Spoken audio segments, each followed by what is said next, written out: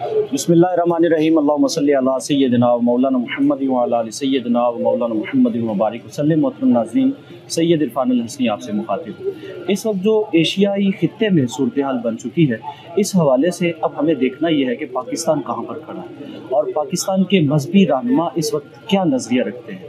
एक जानिब ईरान की स्टेट जो कि शिया स्टेट कहलाती है हमारे पास मौजूद है, एक जानिब हमारा इंडिया जैसा अज़ली और बदतरीन दुश्मन, उसकी सरहदें हमारे साथ जुड़ी हुई हैं, और तीसरी तालिबान की हुकूमत इस वक्त अफ़गानिस्तान में बन चुकी है। और इस वक्त इन तीनों रियासतों के दरमियान इस वक्त पाकिस्तान मौजूद है। यहाँ पर हर नज़रिए के लोग मौजूद हैं, यहाँ पर बरेलवी मकतबा फ़िक्र भी है, यहाँ पर अहले तशी हज़रात भी मौजूद हैं, अहले हदीस और इसके अलावा देवबंदी हज़रात भी, यानी कि हर एक से मकतबे फ़िक्र से ताल्लुक़ रखने वाले लोग जो है वो इस खित्ता या रज़ी पर बड़े अमन व सुकून से रह रहे हैं। मोहतरम नाज़रीन, इस वक्त देखना ये है कि मजहबी रहनुमाओं का क्या नज़रिया है और मुल्क की बका और मुल्क की सालमियत के लिए इस वक्त जो है वो क्या नज़रिया इख्तियार किया जाता है। इस वक्त हमारे साथ आलम इस्लाम की बहुत बड़ी शख्सियत, आलम इस्लाम के बहुत बड़े रहनुमा हज़रत हुज्जतुल इस्लाम पीर सैयद मोहम्मद इरफान शाह मशहदी साहब मौजूद हैं। शाह साहब हुज़ूर बहुत शुक्रिया हमें अपना कीमती वक्त मरहमत फरमाने के लिए। सबसे पहले तो मैं पूछना चाहूँगा, इस वक्त मुल्क में फ़िरका वारियत को हवा दी जा रही है और इस वक्त एशिया में जो सूरत हाल है मुसलमानों को लेकर के, ख़ास कश्मीर और अफ़गानिस्तान और ईरान को लेकर के, मैं आपका नज़रिया जानने की कोशिश करूँगा कि आप अपने नज़रिया का इजहार भी करें और उम्मत मुसलिमा को पैगाम भी दें। बिस्मिल्लाहिर्रहमानिर्रहीम। अज़ीज़ुल क़द्र मोहम्मद इरफान हुसैनी साहब, आपने अपने चैनल पर मुझे कुछ कहने का मौका दिया और इतना अहम सवाल आपने, मौजूदा हालात जो इस मुल्क की और इसकी सरहदों के साथ जो हमारे दीगर ममालिक जिनके साथ हम मुश्तरका सरहदों पर बैठे हैं, उनके बारे में आपने सवाल किया है। हमारे बरे सगीर में ये बड़े अहम ममालिक हैं जो एक जो एशिया का बड़ा अहम खिता है जी, वस्त एशिया, जी जी, सेंट्रल एशिया, उसकी रियासतें एक तरफ हैं, फिर अफ़गानिस्तान और दीगर ममालिक और इसके साथ पाकिस्तान, फिर हमारी मशरक़ी सरहद पर भारत जैसा मुल्क है जिससे कश्मीर का तनाज़ा एक अरसा से अभी हल तलब है और मौजूद है। जी बेशक। सबसे पहले अफ़गानिस्तान में जो तब्दीली आई है और तालिबान ने जो ज़िम्मेदारी उठाई है, उसके बारे में मैं इतनी बात अर्ज़ करता हूँ जी जी, कि तालिबान ने एक बड़ी तवील जद्दोजहद की और तकरीबन 3 नस्लें उनकी जद्दोजहद में उन्होंने हिस्सा लिया। जी, मुल्क हासिल करना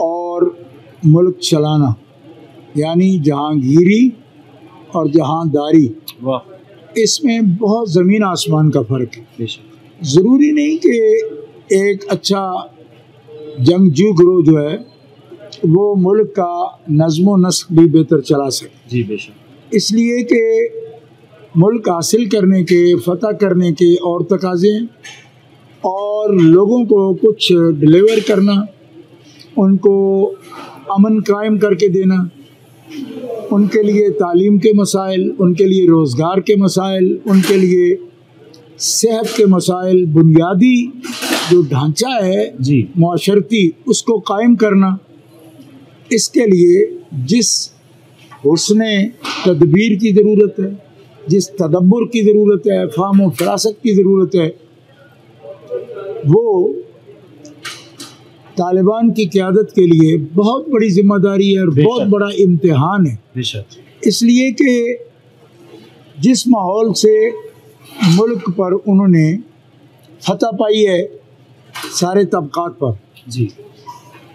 ملک کو قوم کو بنانا اور ایک سسٹم دینا اس کے تقاضے بالکل مختلف ہیں. اس لیے ابھی ہم اس بارے میں دعا کر سکتے ہیں اور امید بھی ہیں کہ اگر وہ لوگ اپنے اسلاف کے طریقے پر بغیر کسی خوف کے اور بغیر کسی لالچ کے حسن کردار کے ساتھ اگر وہ ایک خلفائے راشدین کے دور اور صحابہ کرام کی زندگیاں، اہل بیت اطہار، ائمہ اہل بیت کی زندگیاں، اگر ان سے وہ سبق حاصل کرتے ہیں تو ایک بہتر سیٹ اپ اور بہترین معاشرہ قائم کرنے میں وہ کامیاب ہوں گے. اور اس کی مسلمانوں کو ضرورت بھی ہے کہ ایک بطور مثال، فار ایگزامپل، پوری دنیا میں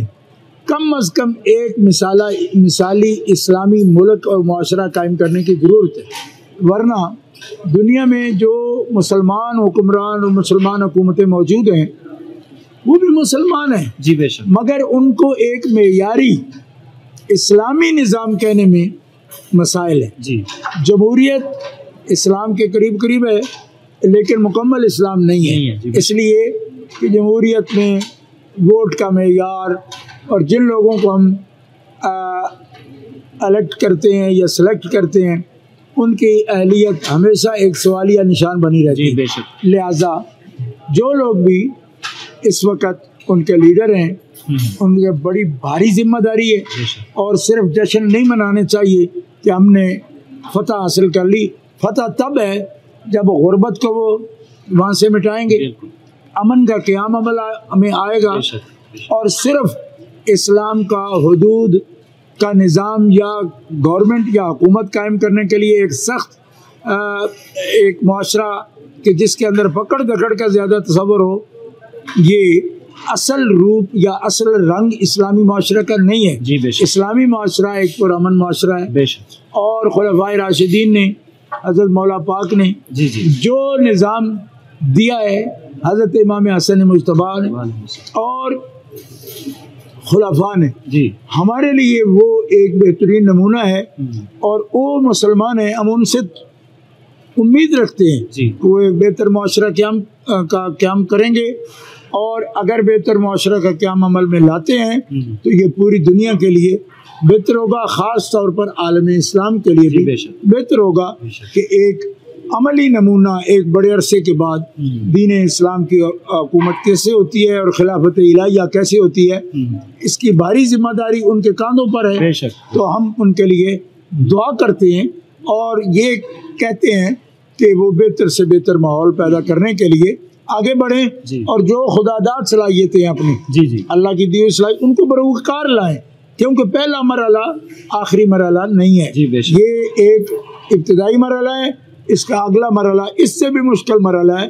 قوم کو کچھ دینا مسئلہ ہوتا ہے، قوم سے لینا مسئلہ نہیں ہے. دینا اور دیتے ہوئے بندہ یہ ثابت کرے کہ ہم ایک ڈکٹیٹر نہیں ہیں جو گورنمنٹ کر رہے ہیں، ہم خدا کے بندے ہیں اور خدا کے بندے جو آزاد پیدا ہوئے ہیں ان کی آزادیاں ہم سلب نہیں کریں گے، بلکہ ان کو ایک آزاد معاشرہ حریت فکر کے ساتھ، حریت عمل کے ساتھ، جو اپنے دین و مذہب پر بھی عمل کریں اور قومی ذمہ داریوں کو بھی پورا کریں. اس کے لیے ہم منتظر ہیں کہ وہ سامنے آئیں اور عملی کردار